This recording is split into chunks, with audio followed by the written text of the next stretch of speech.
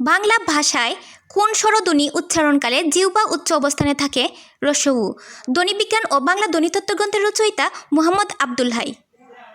Pedagogy শব্দের পরিভাষা শিক্ষাতত্ত্ব। বঙ্কিমের বিপরীত শব্দ ঋজু। ঋজু হচ্ছে বঙ্কিমের বিপরীত শব্দ।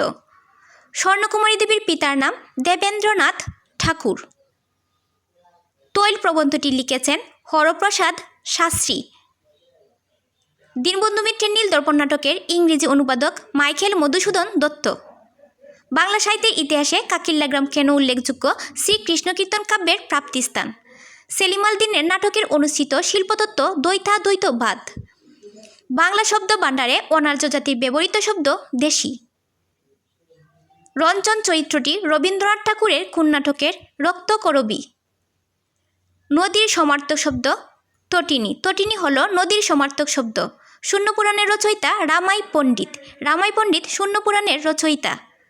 যেসবে বঙ্গের জন্মী হিংসে বঙ্গবাণী সেসব কাহার জন্ম নির্ণয় ন জানি নুরনামা। কোন বানানটি শুদ্ধ? মূলা। মূলা হচ্ছে শুদ্ধ বানান। বাংলা একাডেমির প্রমিত বাংলা বানানের নিয়ম কত সালে প্রণীত হয়? 1992 সালে। শিরশ্ছেদ শব্দের সন্ধিবিচ্ছেদ শির বিসর্গযুক্ত ছেদ। উপসর্গযুক্ত শব্দ বিদ্রোহী। বিদ্রোহী হল উপসর্গযুক্ত শব্দ। কোনটি প্রত্যয় সাধিত শব্দ? ঐকিক। ঐকিক প্রত্যয় সাধিত শব্দ। নীলকর কোন সমাসের দৃষ্টান্ত? উপপদ তৎপুরুষ সমাসের দৃষ্টান্ত। বাংলা বর্ণমালায় যৌগিক স্বর কয়টি? 2টি।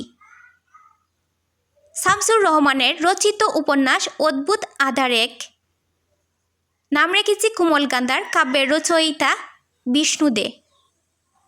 21 মানে মাথা নত না করা, এই অমর পংক্তির রচয়িতা আবুল ফজল। কোন গল্পাকারের গল্পে ম্যাজিক রিয়েলিজমের প্রতিফলন ঘটেছে? শহীদুল জহির। পৃথক পালঙ্ক কাব্যগ্রন্থের কবি আবুল হাসান।